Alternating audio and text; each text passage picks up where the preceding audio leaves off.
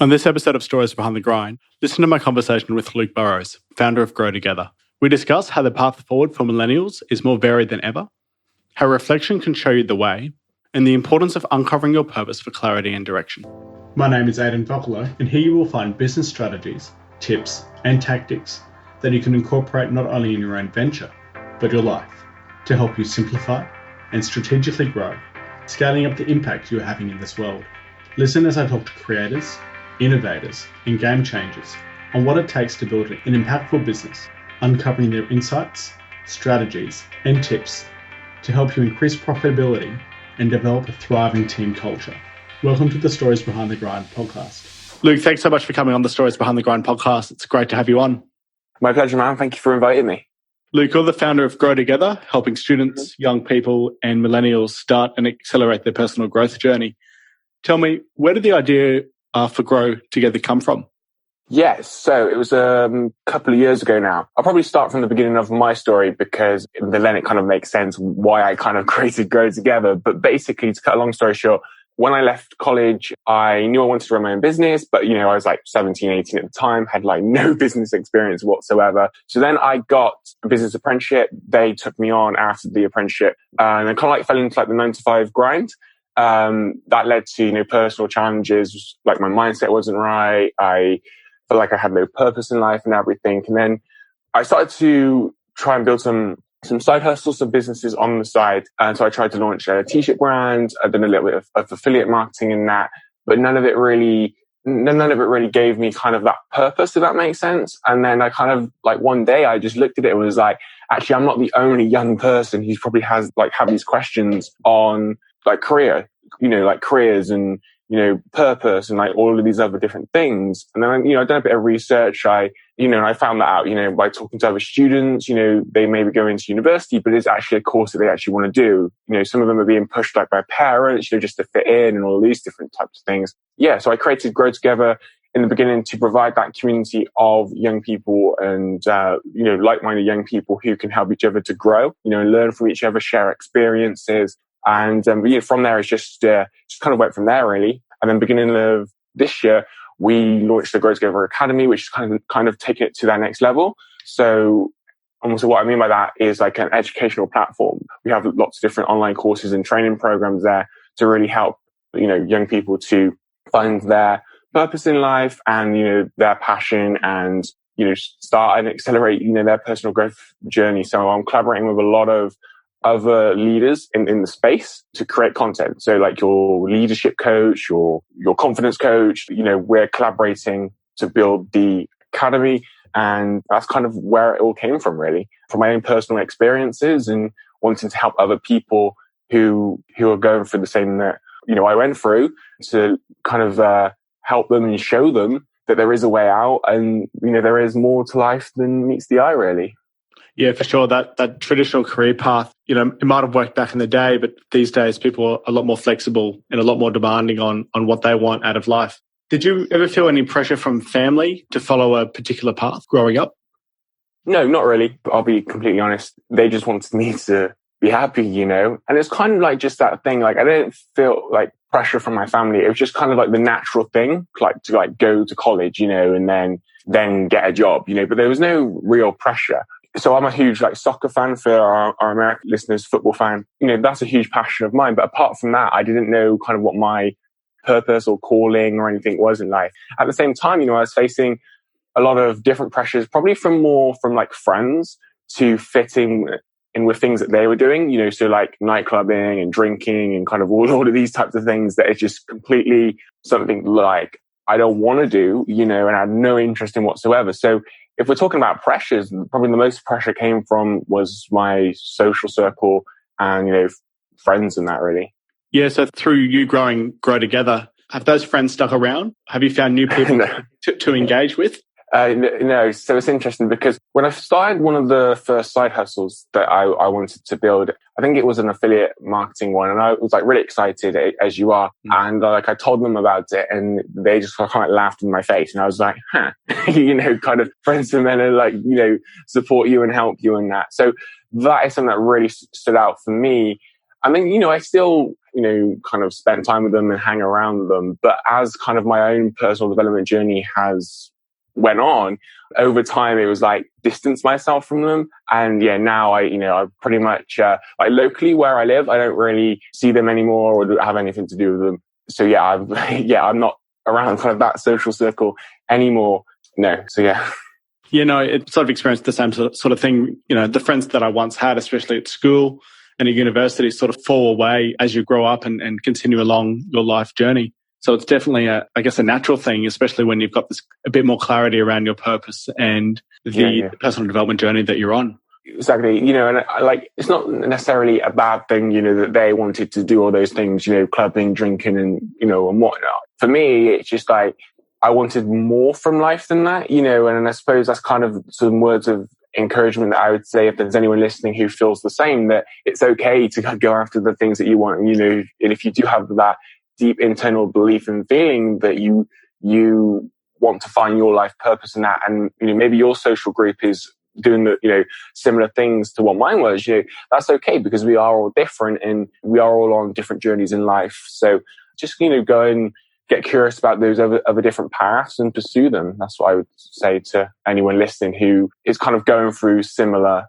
things in around maybe a group of people that are similar to what I'm explaining.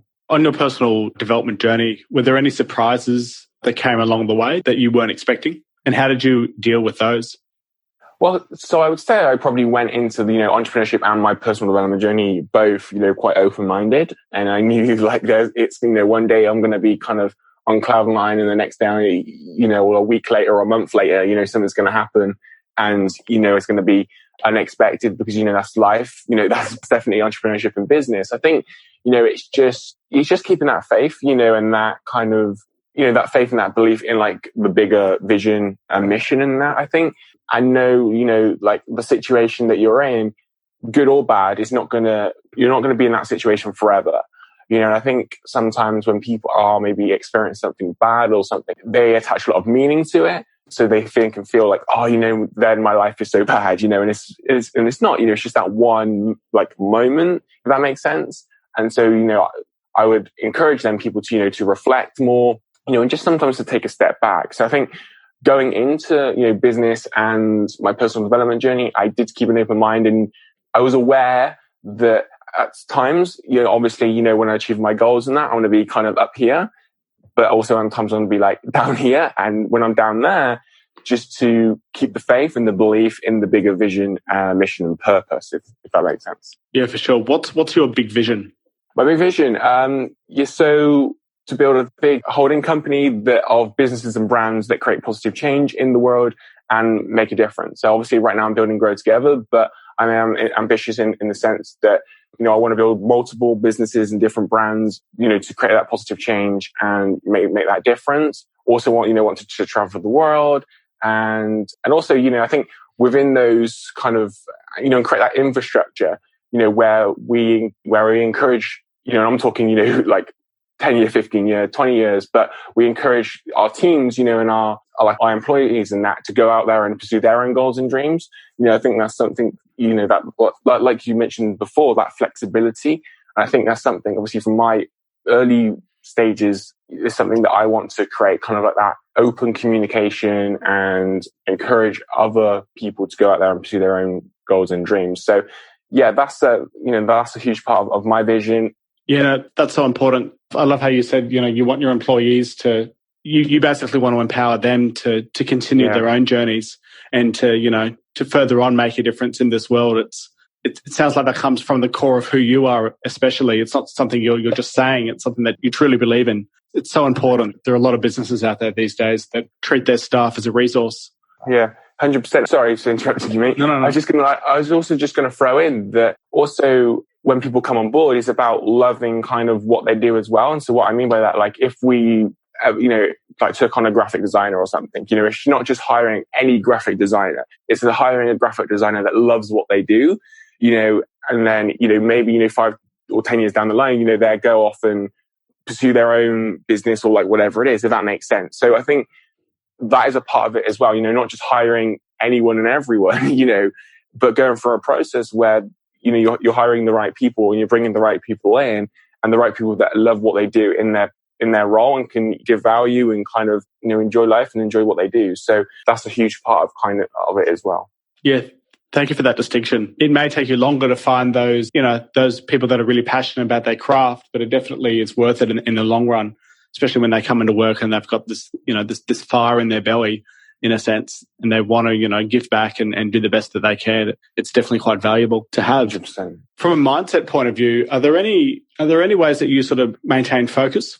It's interesting, actually, because I would probably say, and I only noticed it probably in the last 6 months, I'd probably say like meditation or kind of some form of mindfulness. And so I'll explain what I mean by that, because I was doing meditation for probably about a year or so. And then for some reason, I kind of like changed around my morning routine in that, and I just stopped. I stopped doing it.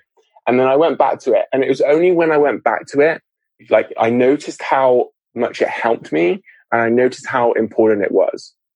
And so I would probably say some form of meditation or mindfulness, or I mentioned before, like a reflection period where you're reflecting on kind of on your practice and what you're doing, and kind of reconnecting with your purpose, your goals, your vision, your mission, all of those things. I think that's probably helped me the most. Sometimes, just taking that step back, and also asking for help from other people. I'm someone that is needed to get in the habit of doing that, because I would say it probably doesn't come naturally to me, because, like we're all busy, like we're all out there, like me and you, we're all out there doing our thing. And so, especially in the early stages, I had like this limiting belief about, obviously reaching out to people and kind of being a pain in their backside, I suppose. And so I think for me, in terms of a mindset thing, that stepping back and that reflection and that meditation period has really helped me. And then asking for help as well has also helped me. I can definitely relate from a meditation point of view. I think the last couple of days, normally I meditate in the morning, and the last 2 days I haven't. And I've noticed that my productivity and my focus has actually suffered. So it's amazing how even just a little bit of mindfulness can make your day so much better. You mentioned something that I've actually struggled with, and something I've been trying to come to grips with, is asking for help. You said that didn't come naturally to you. How did you begin to develop the habit of asking for help? Great question. So I suppose, through that reflection process, I realized that actually, because during my reflection process, I kind of identify things I'm putting off. And so I noticed a trend, kind of, it comes back into self-awareness that I'm like quite big on as well. Actually, the trend was that every time, like when I was doing this period, this reflection process, it was like asking for help, like coming up, like, oh, I need to reach out to this person because he's an expert in this. And I didn't do it. And I was like, well, why didn't you do it, Luke? So I was exploring that. And then it's such a great question, because I think just through like that self-awareness kind of period, I noticed that I wasn't reaching out, asking for help. And I think once you're aware that you're not doing something, like consciously aware, then it's just about taking that leap of faith, I suppose. And for me, just sending that quick message or that voice note, or, saying, mate, can we hop on a call, or like whatever it is. So that's kind of like a process that I use, is like through that reflection process. I like developed a little bit more of self-awareness, and I noticed that actually, you're feeling stuck and, and all these different things, some of the experts, or, in business, or like whatever it is, that like that's their craft. Why aren't you asking? Why aren't you reaching out for them? And then, just taking that step, just to send that voice note or that message. So I don't know if that answers your question. And that's something that I got into the habit of doing. It does. In terms of reflecting, obviously, you developed your sense of self-awareness over a longer period of time, and you saw a common trend. So you actually had the humility to go back and have a look at the things that keep coming up. But not only did you have the humility, you were able to go, okay, well, this is a blocker. What do I need to do to overcome it? And then like you said, you've taken a leap of faith. Like you said, it was, sending an email or sending a voice note. And it was that little action that was able to reinforce that habit of asking for help and overcoming that blocker of yours. You also mentioned before having limiting belief about, you don't want to be a pain. You don't want to annoy somebody. Are there any other limiting beliefs that you've come across that you've managed to overcome? Yeah, so there's definitely been a few. I mean, I suppose, growing up, I've always been more on like the shy side and quiet side. So I suppose kind of as I've grown older, it's interesting, that one, because I think that is like my I suppose, like my natural default kind of mode, if that makes sense, because, if I'm in like a meeting or conversations with people, I'm more of kind of, a listener, and so when you just takes that step back, but then obviously there comes a point when that is like your quote unquote natural state. And then there's a point where, because you believe it so much, holds you back, if that makes sense, so there's definitely like a balance there, I feel. And so, facing that one has probably been one of the most challenging limiting beliefs to face because like I say, is it my natural state like right now? Or is it, the fact that actually a limiting belief? So I don't know if that makes sense. So, that one's been a huge one for me. I suppose, like I said before, when I'm reaching out to people, those have probably been the big ones. But yeah, when I was working with one of my coaches a few years ago, I wrote out all of my limiting beliefs. We went through a process.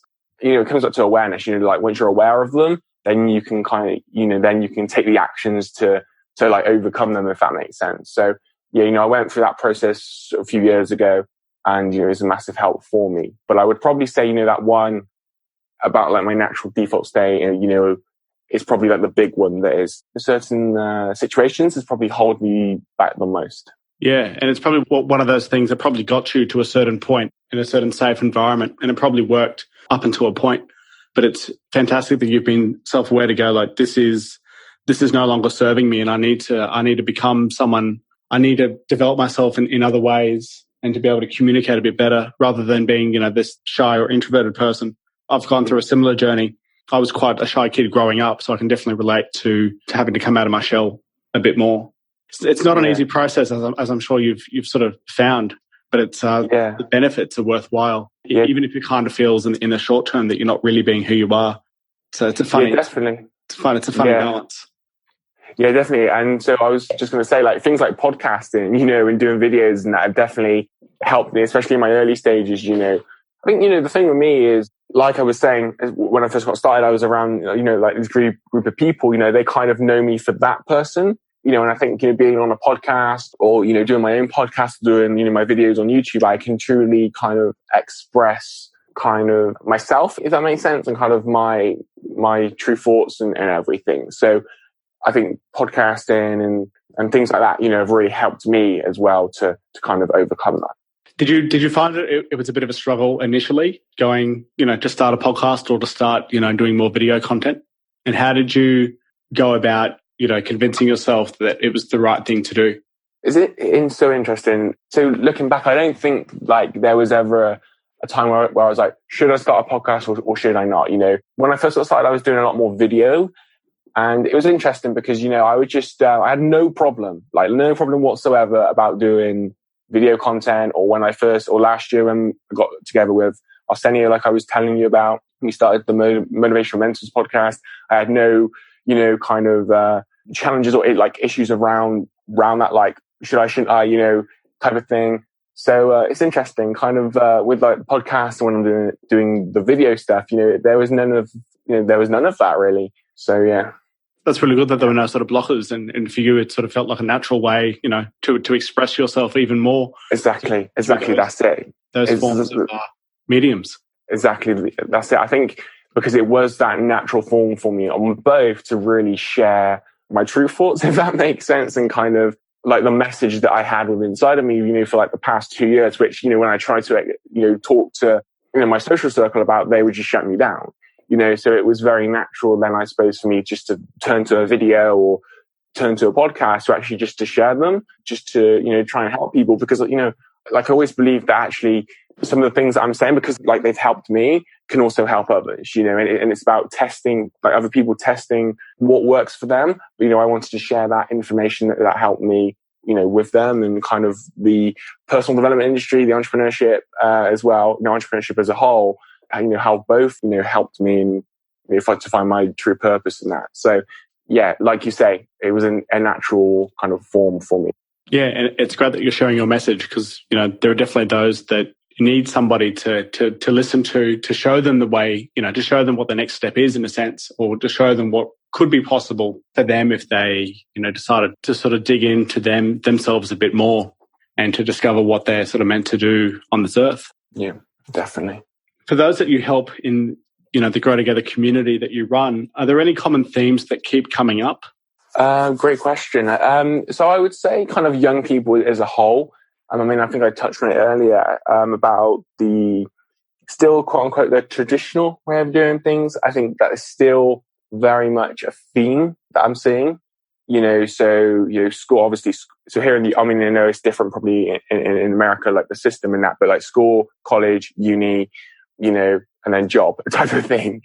So, and I suppose young people then when they get to uni, not being able to find jobs because employers want experience. But, if you're, 20, 23, 24, like whatever age, like do you have experience kind of in that position, then another huge one, obviously, because university isn't cheap, like debt, it is a huge one. I'm saying, I think, like you said before, people just wanting that flexibility and just like find their purpose, and kind of like, well, asking the meaningful questions of like what is life and those type of things, and that, and then obviously mental health challenges as well, so like anxiety and everything, which probably comes from the kind of the pressures and everything, from going through the system and that. So those are some of the big ones I can think of off the top of my head right now. So yeah. Yeah, there are definitely some big issues for young people like ourselves to deal with, especially in a world, especially in the generation above us, that was the path. The path was go to school, go to uni, get a job and stay in that job for as long as you can and get promoted through that. I think these days, especially with the age of the internet, especially with social media, the amount of opportunities out there are really endless. And it really comes down to, defining what you want and going after it. Exactly. And I think that's interesting you said that, because I think so people are maybe confused on what they want. And I think they're confused about what they want because they haven't kind of went through, I like to call it like the self-discovery process, especially like young people, because they are maybe too busy doing, like whatever they're doing. They kind of ignore that process, so like what are the things you stand for, your life values, all of these different things. And I think once people get clear on those, it will help them to actually find, if it's a career, like what career, not is for them, because obviously people can change in that, so obviously I'm just like trying to find the right words, if that makes sense. Like once you know what you stand for, I think things, I don't want to say become a lot easier, but I think you have like more clarity and more direction. That's what I would say. Two words I'm looking for, clarity and direction, which for me, especially clarity, and not being in that confused state, which obviously itself can bring the anxiety in that, So yeah, I think young people do ignore that self-discovery, process, for whatever reason. It could be their environment that doesn't allow that, or like whatever it is. But I think once you go for that, you'll have a greater sense of purpose, direction and clarity, and know what direction to move in. So hopefully that makes sense. Yeah, no, it does. It's such a valuable thing to take the time to be curious about yourself and what you stand for, and what direction you may want to go in. And even if you don't get it, even if you don't get it right there and then, at least you'll have some better understanding of at least what to do next, in a sense. And I'll quickly throw this in. It's not like a one-time thing. It's not like I'm 23.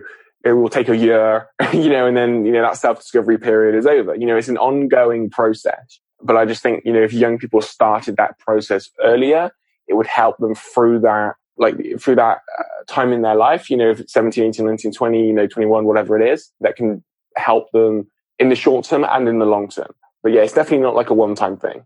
Yeah, no, definitely not. It's definitely, it's sort of a lifelong process, because you keep discovering more parts of yourself that, you didn't even know were there. And obviously having mentors and those you look up to can be a really good way to orientate yourself, towards someone who's got that sort of direction and vision. Are there any people in your life that have influenced you or are mentors to you that have helped you along the way? Yeah, so mentors are an interesting one. I think, we obviously have this, sometimes see, I always call them quote unquote the big guys, don't we? Like your Tony Robbins and your Gary Vaynerchuk's, that actually in a sense are mentors, because obviously they put out the content and people watch it and kind of are influenced by that. So I would definitely say, you have the big guys that I follow and, read books and kind of all those different things to learn from them. That is super, super valuable. And, I encourage people to do, but then obviously kind of like from a step down from that, you have coaches and mentors that you can maybe work with, right? Right now, if you're just getting started in a business more closely with. And so, like I mentioned a few years ago, I was working with a coach and helping me with that belief thing. I was talking about overcoming my limiting beliefs in that, and getting started with Grow Together and everything. So, I would definitely say, like most of probably the big guys that people know, your Gary Vaynerchuk, your Tony Robbins, your Lewis Howes, those people.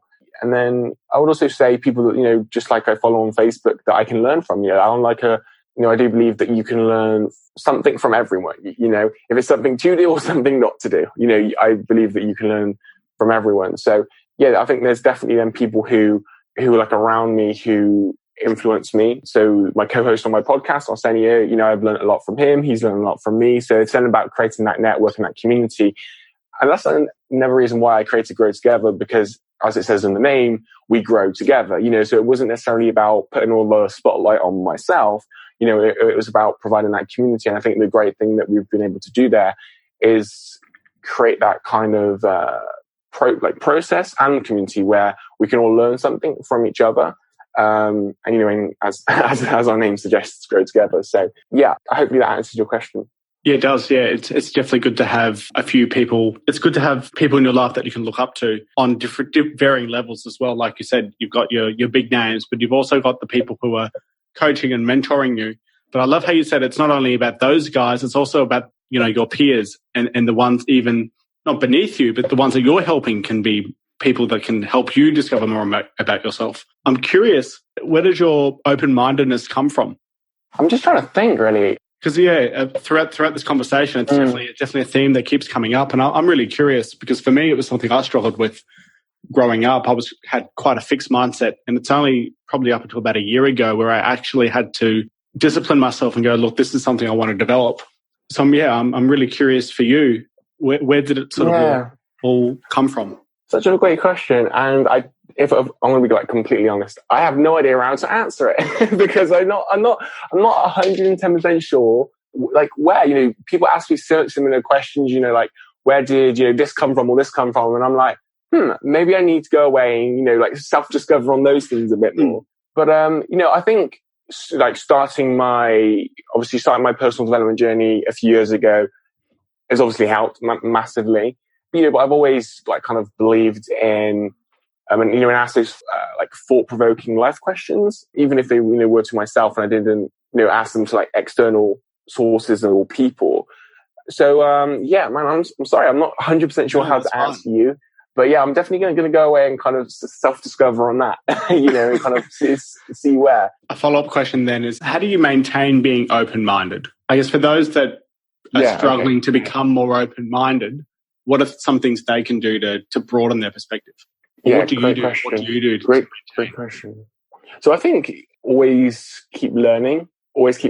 And so like I said before, because, I believe that you can learn something from everyone. And, like I said before, I'm more of a listener. I probably, which has its benefits and obviously is disadvantages as well. And, knowing when to speak up and all those types of things. But I would probably say to someone, to broaden their mind and be more open is just to continue to learn and, just read books, listen to audiobooks, podcasts, and just take what other people are saying on board, but then apply it to your life. Like something that may work for somebody else might not work for you, but you would never know that if you don't give it a go. And I think that's kind of like a mindset that I've had, is like, I'm going to listen to like a podcast, whatever, and then take that on board, but then find a way to apply that to my life and my circumstances and everything. So hopefully that will help your audience just start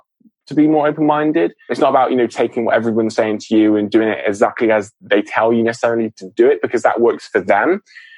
But take what people are saying to you and going, okay, how can this then work for me? And apply that to your life. And I think, creating those habits and those routines to also help you. But I think, that's pretty much just what I've done is, I know that, I can learn something from pretty much everyone. And it's just about how then I apply it and implement it, which is so important because people may read a book and just not implement anything. How can I apply that to my business or my life or like whatever it is to help me to move forward and share my message and impact more people? So hopefully that answers your question there. Yeah, no, it does. That's really valuable. And you touched on a really great point is you can listen to all this content and you can accumulate all this knowledge, but unless you do something with it or apply it to your own sort of circumstances, it means nothing in a sense.